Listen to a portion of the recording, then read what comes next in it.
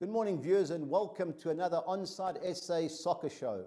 Paul will not be able to make it this morning as he's sick, and unfortunately Stevie B, our UK correspondent, is away on leave.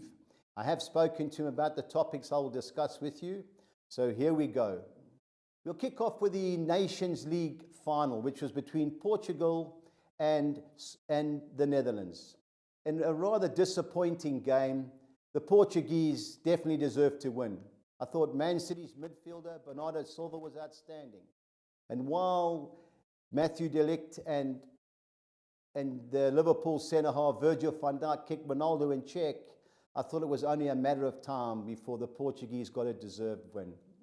The third and fourth playoff between England and Switzerland was a very nervy affair. When Shaqiri went off in the 65th minute, that seemed to rob the Swiss of any creativity in the midfield. And talking of creativity in midfield, the sooner England try and do something, the better. England were the better team after hitting the bar 3 times, but when it went to the penalty shootout, Jordan Pickford claimed the glory. He took the 4th penalty and scored, and then saved Switzerland's 6th penalty, so England deservedly finished in 3rd place. Going through the betting sheets, I had a look. The Ballon d'Or is now the hot topic of conversation. There's 2 players at the top of the market. One is Lionel Messi, who's even money, and the other one is Liverpool's Virgil van Dijk. Virgil van Dijk has shortened on the back of the Champions League victory. Now, the curse is no centre-half has won the Ballon d'Or since Italy's Fabio Cannavaro did in 2006. A lot of people think Van Dijk will get it, but I don't. Lionel Messi had a superb season for Barcelona, but unfortunately for him, the Champions League semi-final defeat at Anfield, when they were beaten 4-0, and the Copa del Rey loss to Valencia when they were beaten 2-1, could hinder his chances. But on what I've seen this year, Virgil van Dijk for me. On to the signings in the Premiership. And the only signing of any meaning is Daniel James signing for Man United, coming from Swansea City, 15 million. But while you don't know what to believe in the newspapers, the main Mino Raiola, who's a super agent for players like Matthews de Ligt and Paul Pogba, he has had his ban overturned.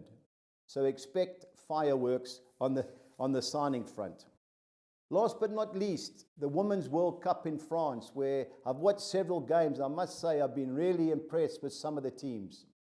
America looked the standout team, even though they thumped Thailand 13-0, but they've always been at the forefront of women's football. Our local girls, the Banyana, they played China tonight, and I thought they were unlucky when they lost 3-1 to Spain. Leading 1-0 at half-time, I thought a good second-half performance and an early goal will clinch it, but sadly we gave away 2 penalties.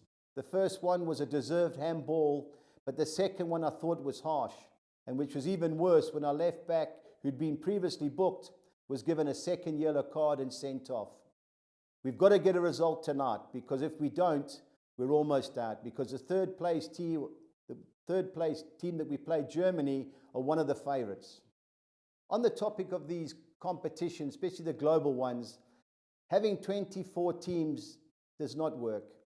16 teams automatically qualify for the knockout stages, and having 4 third-place teams go through, I totally disagree. If you're not going to have 16 teams, rather increase it to 32 teams and keep everybody happy.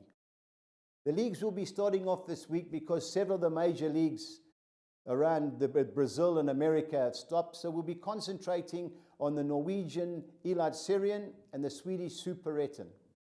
We kick off with the Haugesund versus Brandbergen game. Now both teams are in good form. Haugesund are unbeaten in the last 4, while Brand have won their last 3 away from home. A tough choice, but Haugesund and the draw for me in that particular game. Now Bodo Glimt have got good home form, and facing a strong Godzek team who have taken only 1 point from the last 4 away games, I think 6-10 Bodo Glimt looks a good thing. Now Lillestrøm have only won 1 of the last 4 games at home, but their opponents Viking Stavanger have only taken 1 point from their last 4 away league games. So Lillestrøm do look good things, but both teams being out of form, I'd throw the draw in as well. Mondjolen versus Kristianstad. Montjolan at home, 14-10, doesn't make sense. They've only won one of the last 7 games, while Christiansen have won 4 and drawn 2 of their last 6 games. So Christiansen, 19-10 is a player, and if you include the draw, I think it works out around about 6-10. Our second page has league leaders Mulder, who have won their last 5 home league games. They play a Ranheim side who, while they've won 4 of the last 6 league games, they have played many of the lower teams. Sarpsborg versus Oddball Club. Now, I don't know how they get this betting, because Sarpsborg have lost their last 4 games, while Oddball Club, who are second, have won 6 and lost 1 of their last 7. 18-10 Oddball Club, to me, looks a good bet. Rosenborg, the league champions, have disappointed this year, but they've always been a formidable opponent at home. They face a Valerenga team who've only lost 1 of their last 7 games and sit in 4th place. So Rosenborg 9-10, while it looks a player, I'd include the draw in that particular game. And Monday's game, it features Steybeck against Tromsø. Both these teams are in the relegation scrap. Steybeck have got 7 points this year, but they've only played 4 games at home. And those 7 points have come from those 4 home games. Tromsø on the other side have lost 5 of the last 6, and 13-10 Steybeck is my play in the Elat Syrian. On to the Swedish Superettan, where Brage were beaten at home in midweek by Ågrat. Having done my money on them on Tuesday, I haven't got much confidence to take 9-10. But while Trelleborg are unbeaten in their last 4 league games, Brage are 4th and are obviously favourites. RK Fredge versus Dolkert. If ever there's a game looks like a draw, it's this one. RK Fredge have drawn their last 3 home games, while Dolkert are unbeaten in their last 4. Oster versus Bromma Podgorna. This is another relegation battle. Osters haven't won in their last 6 home games, drawing 4 and losing 2, while Bromma Podgorna, who are bottom, drew at home with second place Mjolby last weekend. A draw and Bromma Podgorna in that particular game. Varberg against Norby. Varberg have won their last 5 games at home, and even though they face a Norby team who are unbeaten in their last 7, Norby have played the weaker sides. Degerfors versus Västerås. Both teams are out of form. 3-1 the draw looks a player. Degerfors haven't won in their last 5, while Västerås have won 1 and drawn 3 of their last 4, but their victory was against the bottom of the league team. Halmstad versus Mjolby. If ever there's a game where the betting is wrong, it's this particular game. Halmstad have only won 1 of their last 5 home league games, while Mjolby have won 7 and drawn 1 of their last 8 games. 9-10 win and draw Mjolby looks the way to go. And we finish with the Swedish Superettan on Monday, where Ågrat are at home to Gaze Gothenburg. Ågrat, as I said earlier, beat 4th place Brage 1-0 away on Tuesday, and they should be too good for a Gaze Gothenburg team who have only won 1 out of the last 5. The Copa Americas starts in Brazil this weekend.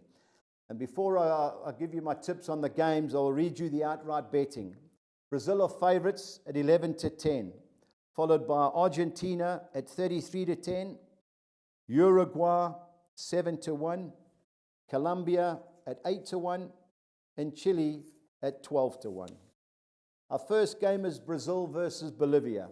Now, Brazil at home obviously look good things. Bolivia, their last 9 qualifying away games, mainly the World Cup, they've lost all 9. So I just can't see how they can upset Brazil, especially playing in Brazil.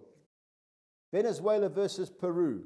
Venezuela had a good under-20 world competition where they were unfortunately beaten by England 1-0.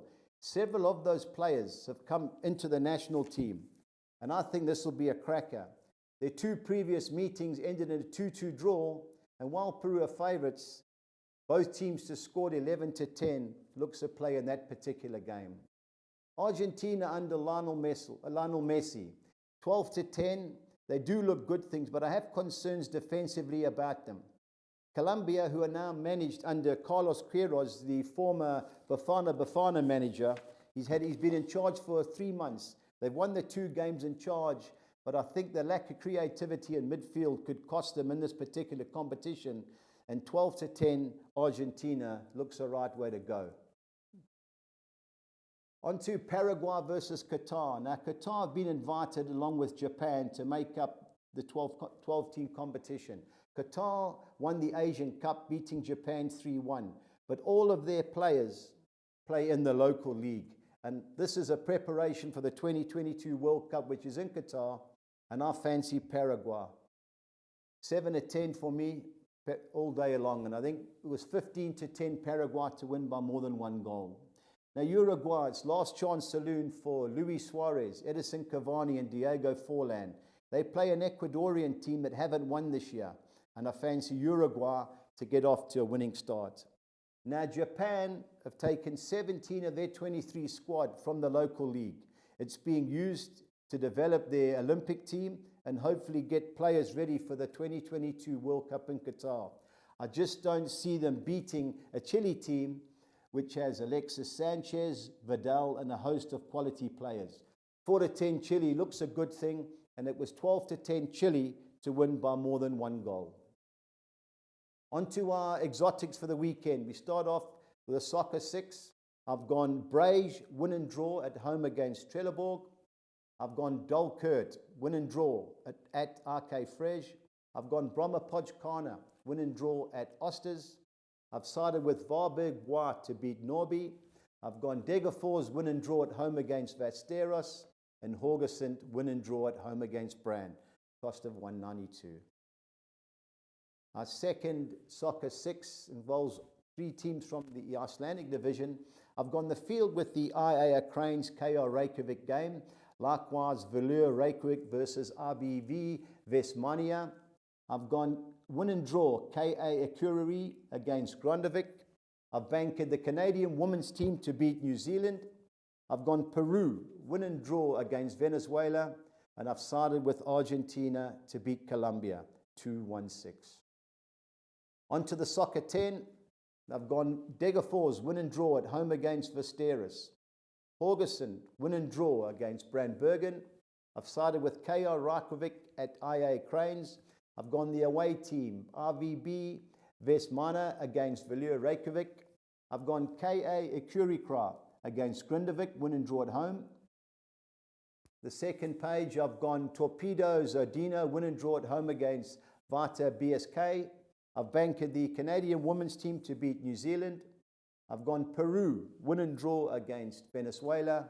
And I've banked Argentina to beat Colombia and Canada to beat Martinique. On to the soccer 13.